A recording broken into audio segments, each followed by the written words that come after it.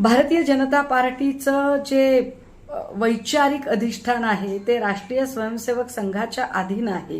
ही गोष्ट काही लपून राहिलेली नाही। राष्ट्रीय स्वयंसेवक संघाने कितीही नाही म्हटलं तरी भाजपाचे निर्णय संघ प्रभावित करतं, हेही आता लपून राहिलेलं नाही। आणि त्याचबरोबर भारतीय जनता पार्टीमध्ये मोदींना पर्याय निर्माण करण्याची एक मोठी चळवळ संघाकडून चालवली जात आहे, यावरही काही दुमत असण्याचं कारण नाही।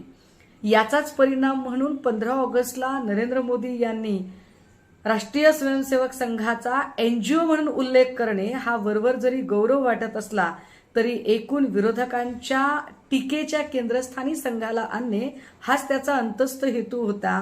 काल सरसंघ संचालक मोहन भागवत यांनी ज्या पद्धतीची विधानं केली ती वरवर पाहता अगदी 160 अंशाच्या कोणामध्ये मोहन भागवत आपल्या म्हणण्यापासून फिरलेले आहेत का असं जरी वाटत असलं तरी त्याचा गर्भित अर्थ हाच आहे की आम्ही सांगण्याची गरज काय आहे। ज्याने त्याने स्वतःचे निर्णय घ्यावेत।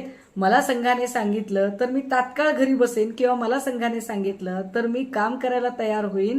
म्हणजेच भाजपाने जर सांगितलं तर मोदींनी ऐकलं पाहिजे। मोदींनी स्वतःचीच एकाधिकारशाही पक्षात चालवू नये।